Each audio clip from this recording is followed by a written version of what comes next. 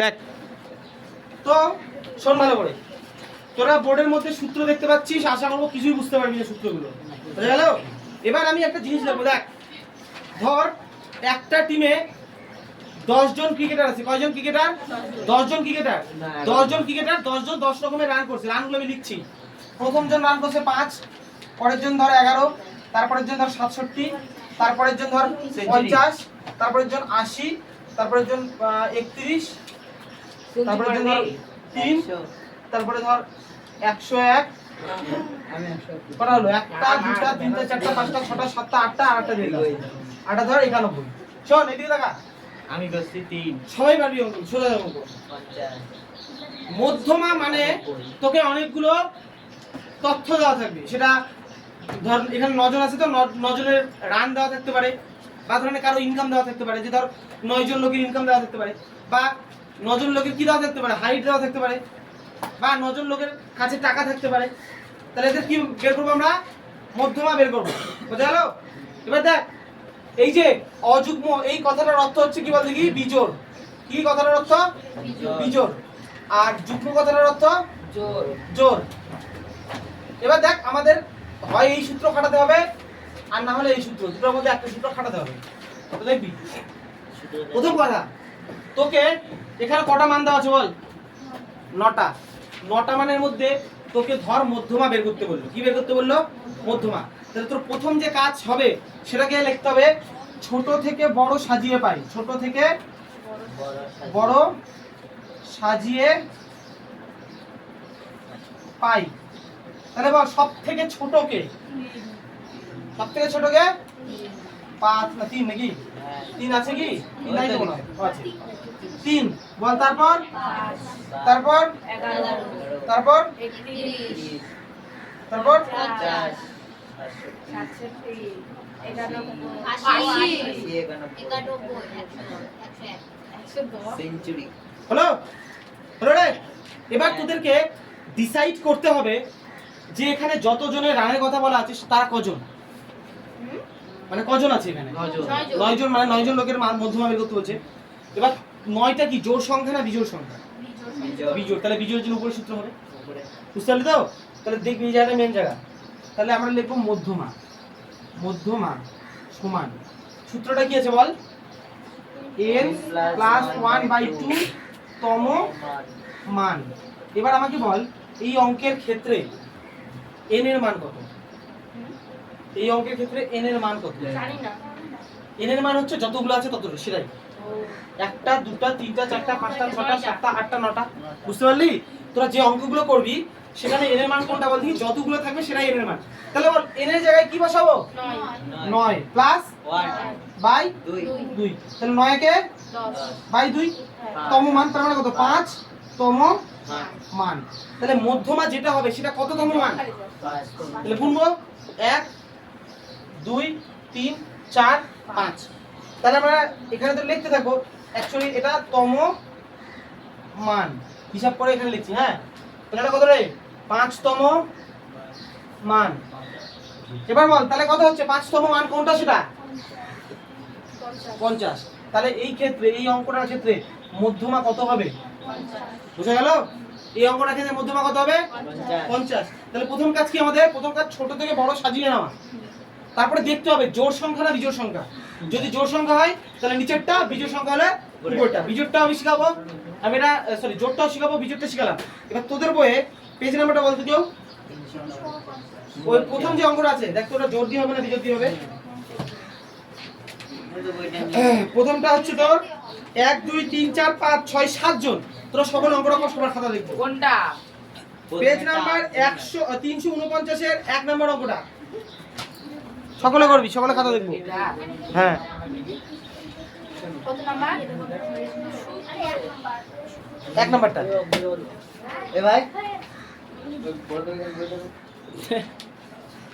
দেখ এইদিকে সকলে, আমি 5 নাম্বারটা করছি। বল 5 নম্বরে কি আছে? ওজন আছে না? ওজন স্তর।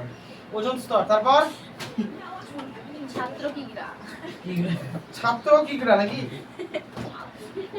ছাত্র সংখ্যা। এমনিটা খাতা দেখি তো।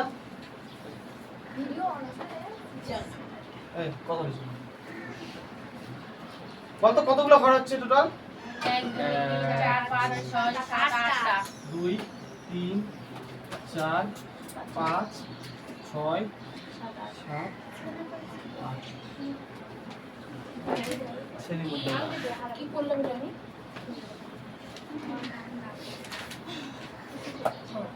কি হয় শোন এইদিকে দেখা। এটা ভাঙিয়ে দিতে এই অঙ্কটা করতে গেলে আগের গুলো ছকের ছিল না, ফার্স্ট আমরা ছকের করব। মনে রাখবি 3টা ঘর বানাতে হবে, 2টো ঘর তোদের বইয়ে দেওয়া থাকবে, একটা ওজন আর একটা কি দেওয়া আছে ছাত্র সংখ্যা। সবাই বোর্ডে দেখা, পরে বলবি বুঝতে পারলাম না। নাও নাও বিভিন্ন হয়ে গেল দোস্ত আমার হাত দেখ একটা দেওয়া থাকবে দেখ এখানে ওজন আর ছাত্র সংখ্যা দেওয়া আছে, বিভিন্ন অঙ্ক বিভিন্ন দেওয়া থাকতে পারে। তাহলে একটাতে ওজন একটাতে ছাত্র সংখ্যা। আর আমরা যেটা নতুন করব তার নাম হচ্ছে ক্রমযৌগিক পরিসংখ্যা। তার নাম কি? ক্রমযৌগিক পরিসংখ্যা। বল ওজনগুলো বল কেউ একজন। 43 44 সব পরপর নাকি? 50 থেকে 50 অবধি কর কেউ 1 2 3 তারপরে 4 6 8 14 12 10 11 মিলা ঠিক আছে তো, না সব ভুলে যাবে। এই দুটো তো শেখানোর কিচ্ছু নাই, আছে কি? দেখে দেখে টোকা। যেটা শিখতে হবে এইটা শিখতে হবে। কিভাবে বুঝে নিবি, পরে না হলে বলবি এই জায়গাটা বুঝতে পারলাম না। বিট্টু এদিকে দেখা, এই এদিকে অনেক টাকা। ক্রমযৌগিক পরিসংখ্যা কিভাবে পূরণ করব দেখ।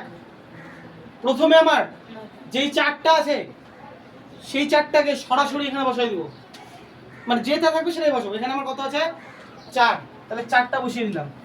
এবার কোন মানে এইটা যেটা এখানে যে সংখ্যাটা থাকবে সেটাই প্রথমটা লিখবো। এটা বুঝতে পারছি আশা করবো। যদি 10 থাকতো 10 লিখতাম। এবার কোনাকুনি যোগ করবো আর লিখবো। কিভাবে বল? এর সাথে কোনাকুনি কি আছে? 6 10 হবে 4 আর 6 যোগ করে কত?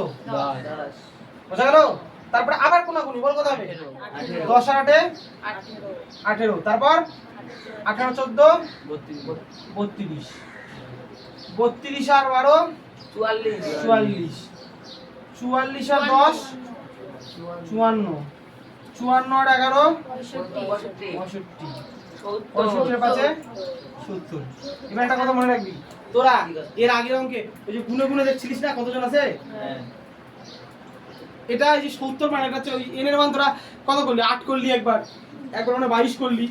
তাহলে এখানে n এর মান কত? 70 এবার দেখ এত বড় অঙ্ক তোরা কিন্তু লিখে লিখে করতে পারবি না, পারবি? তোরা হার্ডলি করে 20টা লিখতে পারবি, কিন্তু 70টা লিখতে তো সময় এখনই শেষ। বুঝতে পারলি আমার কথাটা? তাহলে আমার কথা হচ্ছে এই অঙ্কের ক্ষেত্রে টোটাল কতজনকে নিয়ে আমরা কাজ করছি বল দেখি? 70 জনকে নিয়ে কাজ করছি। এটা ছকাগারেও করা যেত, কিন্তু ছকাগারে করলে কি হতো বল? অনেক বড় হতো। ওই 70টা পর পর 1 2 3 করে 70 বার লিখতে হতো। তাহলে বল এইখানে এই টোটাল যে ছাত্র সংখ্যা সেটা কিন্তু যোগ করে বের করলাম না, কি করলাম? এই যে ক্রমযৌগিক পরিসংখ্যা করে বের করলাম। কত আসলো n এর মান? তাহলে n = কত রে? 70। বোঝা গেল? বল এটা জোড় না বিজোড়? হ্যাঁ কি বললি বিজোড়? কে বললো বিজোড়? জোর n এর মান কত? 70। এটা কি সংখ্যা? জোড় সংখ্যা। তাহলে বল জোড় সংখ্যার যে মধ্যমার সূত্র ছিল সেটা কি ছিল? 1/2 ছিল না? 1/2 তারপর বল n/2 n/2 তম মান, আমি লিখলাম না তম মানটা, প্লাস n/2 প্লাস 1 তম মান। তোরা লিখিস কিন্তু আমার ডট ডট দিস না, হ্যাঁ লিখে হলো? আচ্ছা এবার আমাকে বল এই অঙ্কের ক্ষেত্রে n এর মান কত? 70 তাহলে যদি 70 হয় তাহলে কি হচ্ছে বল আমাকে? 70/2 কত হবে? 35 তাহলে 35 তম মান, আর পরেরটা এক বেশি হবে মানে 36 তম মান করে দেখ, তাই হবে। হ্যাঁ এইবার দুইটা জায়গা শিখতে হবে। একটা ক্রমযৌগিক পরিসংখ্যাটা সেটা আমি শিখালাম, আর এই জায়গাটা একটু আলাদা, তার জন্য দেখে নে, পরে না হলে বলবি বুঝতে পারলাম না। হাফ লিখলাম। এবার দেখ তোরা 35 তম মানকে খুঁজবি তো। এবার দেখ এখানে কিন্তু কোথাও 35 নেই, না আছে কি? তখন তোকে দেখতে হবে যে 35টা কার মধ্যে ঢুকে আছে। এখানে লক্ষ্য কর কার মধ্যে 35টা আছে, মানে কত থেকে কতর মধ্যে? 32 থেকে 44 তাহলে দেখ 32 থেকে 44 এর মধ্যে 35 মানটা ঢুকে আছে, মানে 35 তম মানটা। তাহলে মনে রাখবি যখন রেঞ্জটা থাকবে এত থেকে এত, তখন সবসময় নিচেরটা নিবি। কি বললাম? 35 তম মান ঢুকে আছে 32 থেকে 44 এর মধ্যে। তাহলে এখানে আমরা কোনটা নেবো বল দেখি, নিচেরটা, মানে 44 এর তম মানটা দেবো। তাহলে এবার মান দেখতে গেলে লিস্ট বরাবর সোজা চলে আয়, কত 47। তাহলে এই যে 35 তম যে মানটা আসলো সেটা কত হবে 47। এখানে কিন্তু তম মান লিখবো না, কারণ মানটা অলরেডি আমি বসাই দিলাম। এবার চলে আয় 36 তম মান, বল কোথায় আছে 36 তম মান, এখান থেকে এর মধ্যেই তো আছে, তাহলে সেটা কত হবে 47। এবার একটা বুদ্ধি শিখাই দিচ্ছি, শর্ট ট্রিক্স। যদি দেখিস এই ব্র্যাকেটের মধ্যে দুজন একই চলে আসছে, তাহলে ওটাই উত্তর 47। যেমন এর আগে করলি না, কত করলি জানো, 8 প্লাস 8, 8 উত্তর ছিল না। দেখ ব্র্যাকেটের মধ্যে যদি দুটো সেম মান চলে আসে এই অঙ্কের ক্ষেত্রে, তাহলে উত্তর কত হবে তুই করে দেখতে পারিস। 47 47 তো যোগ করবি 54 হবে। হ্যাঁ ভালো করবি, জিজ্ঞাসা করবি, নাহলে বুঝতে পারবি না। n এর মান কত বল, অঙ্কের মধ্যে n এর মান, হ্যাঁ হ্যাঁ বল বল বল।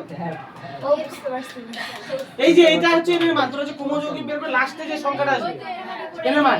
এবার n এর জায়গায় 70 কে 2 দিয়ে ভাগ করলে কত হয় 35 তম মান। তুমি সেটা করনি কেন, এনটাই বসাই ফেলছে। এটা বসা একটা লাইন করে নে তোরা। আরেকটা লাইন করতে হবে, তুমি এর ওখানে 70টা বসাই দিতে। আরে করে নে না, বুঝতে পারছিস তো।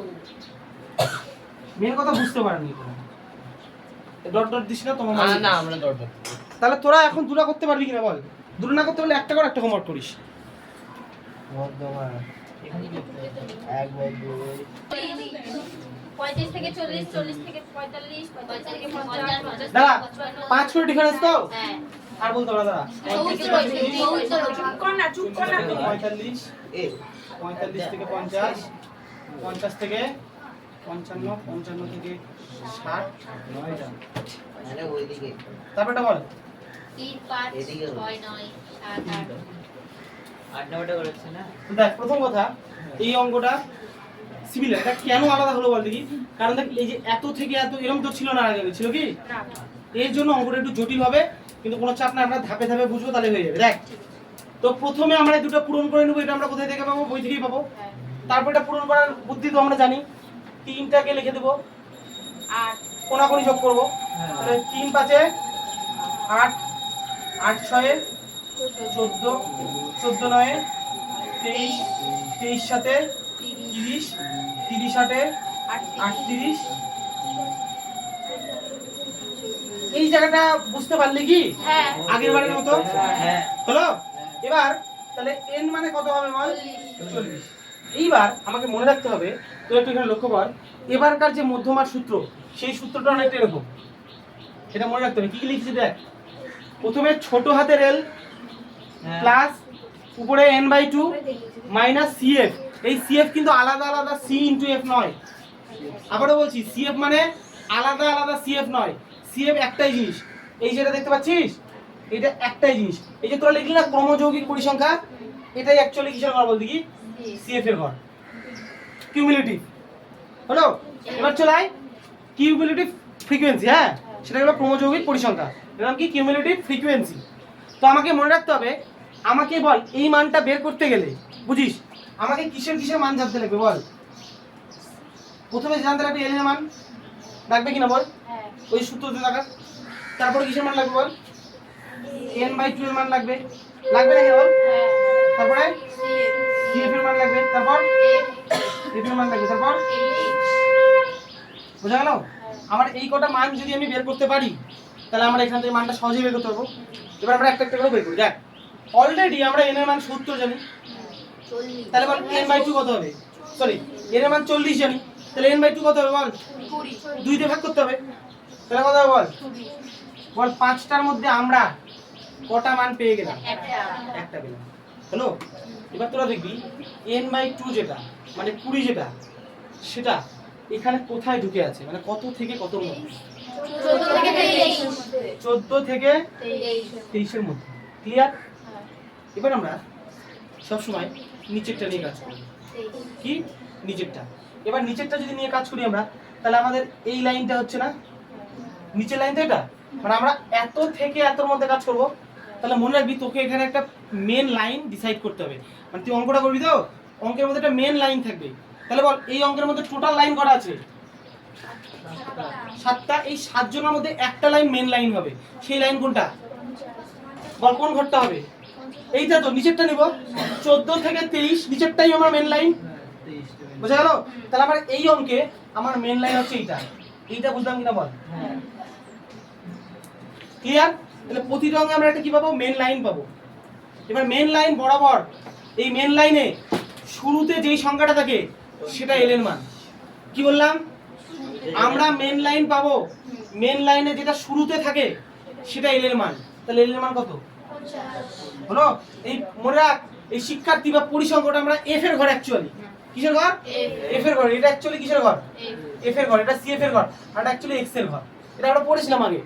তাহলে বল আমাদের মেন লাইন নিয়ে কাজ হচ্ছে কিনা? তাহলে মেন লাইনের প্রথমে যেটা থাকবে সেটা কিসের মান? এল এর মান। এবার বল মেন লাইনে এফ এর মান কত? 9। মেন লাইনে এফ এর মান কত? 9 হলো? বুঝতে পারলি? এবার এইচ এর মান, এইচ মানে আমি আগেও বলছি ডিফারেন্স। এইচ মানে ডিফারেন্স। কত হবে? বল কটা পেলাম আর কটা পেলাম না? একটা পাইনি। সেটা কোনটা? সিএফ। মনে রাখবি। বলতো এল যে সংখ্যাটা, এটা কয় অক্ষর কটা? এখানে যে দেখতে পাচ্ছি এটা অক্ষর কটা? সংখ্যাকে বাদ দিয়ে এন তো, শুধু এন তো একটাই অক্ষর। এখানে কটা বল? এখানে কটা? তো যেই চারটা আমরা পেলাম এখানে, এই চারটাই একটা অক্ষরের না? তো এই চারটার মান, বা এখানে চারটা না, এটাকে বাদ দিলে তিনটার মান এক অক্ষরের যেগুলো, সেগুলো আমরা মেন লাইনে সবগুলো পেয়ে গেলাম কিন্তু। হলো? আমরা এবার মনে রাখতে হবে সিএফ এর যে মানটা, সিএফ কটা? এই সিএফ এর মানটা ওই লাইনে, মেন লাইনে থাকে না। আবারও বলি, এখানে যে তোরা দেখতে পাচ্ছিস এল, এফ আর এইচ, এটা কোন লাইনে আছে? মেন লাইনে। কিন্তু সিএফ একাই আলাদা। কেন? এই দুটো অক্ষর। বুঝতে পারলি? এই সিএফ মেন লাইনে থাকে না, সিএফ থাকে মেন লাইনের উপরের লাইনে। এটা মাথায় রাখতে হবে কিন্তু। তোর সিএফ যেটা সেটা মেন লাইনের উপরের লাইনে, তাহলে মেন লাইনের উপরের লাইন নিশ্চয়ই এটা। তাহলে এল এর সিএফ কত? 14। তাহলে আমি এখানে বসে দিলাম। বল আমার 5টা মান পেলাম কিনা? এইটা যদি করতে পারিস তাহলে অঙ্ক পারে যাবি। মাধ্যমিকে দেখবি বড় বড় অঙ্কগুলো থাকে, একটা করতে পারলে 4 নম্বর। আবারও আরেকবার আমি বলছি, রিপিট করছি, তাকাই দিকে। প্রথমে তোর কাজ কি হবে? এই দুটো ছক পূরণ করা। তারপরে কোনাকুনি যোগ করতে করতে লাস্টে আসবো এখানটা, এন এর মান আমরা পেয়ে যাব। এন কে 2 দিয়ে ভাগ করলে 20 পাবো। ঠিক আছে? এবার দেখবো 20টা এখানে কোথায় ঢুকে আছে। 14 থেকে 23 নিচেরটাকে মেন লাইন নিব। তাহলে আমরা মেন লাইন কোনটা? এটা মেন লাইনের যেটা শুরু তাকে আমরা বলবো কোনটা? এল। এফ কোনটা? মেন লাইন বরাবর যেটা এফ এর মান সেটা। এইচ কোনটা? মেন লাইনের গ্যাপ যেটা। আর সিএফ যেটা সেটা মেন লাইনে থাকে না, তার উপরের লাইনে থাকে। বুঝতে পারলাম? তাহলে আমি 5টা মান পেয়ে গেলাম। এবার মানগুলো আমি এখানে বসাচ্ছি। বল এল মানে কত? 50। এল মানে কত? 50। ব্র্যাকেট দিলাম। বুঝতে পারলি? বল উপরে আমার কত আসবে? 20। সিএফ মানে কত? 14। নিচে এফ মানে কত? 9। ইনটু এইচ মানে কত? 5। আমি 50 টাকে কিছু করবো না, রাখলাম এটাকে। এবার 20 থেকে 14 বাদ দিলে 6, নিচে 9 ইনটু 5। আমরা সরলের ক্ষেত্রে কি জানি, আগে গুণের কাজ হয় তারপর যোগের কাজ হয়। যদি কাটি 3 2 6, তাহলে 50 প্লাস উপরে কত হবে? 5 2 10 আর নিচে 3। ঠিক আছে? এবার তোরা যদি 10/3 এটা যদি গ্রাফে করতে যাস, 3 3 আবার 10 হয়ে যাচ্ছে, 3 3 আবার 10, আবার 3 3 মানে কত হবে বল? 3.333 করে চলতে থাকবে। এবার বল দশমিকের পরে কত সংখ্যা নিতে হয়? 2 এর পরে যে সংখ্যাটা সেটাকে দেখতে হয়। তার মানে আমরা এটাকে দেখব। বল 5 এর থেকে কি? তাহলে আগের সংখ্যায় কোনো কিছু যোগ হবে না, তাহলে আমরা এখান থেকে লিখতেই পারি 3 পয়েন্ট। তাহলে বল 50 আর 3 যোগ করলে কত হয়? 53 পয়েন্ট। এখানে আমরা মাতব্বরি করলাম না করলাম না? তাহলে এখানে কি লিখবো? প্রায়। মাতব্বরি মানে কি বল দেখি? অঙ্কটা যদি মিলে যেত তাহলে প্রায় লিখতে পারতাম না, কিন্তু অঙ্কটা মিলে নিত, চলতেই ছিল, আমরা মাতব্বরি করে ছোট করলাম। তাহলে উত্তর হচ্ছে 53.33। দেখ তো কত আছে। দেখ কত আছে। ওই দেখ না করে ভালো। এমনিতে ছিল। এটা বড় বড়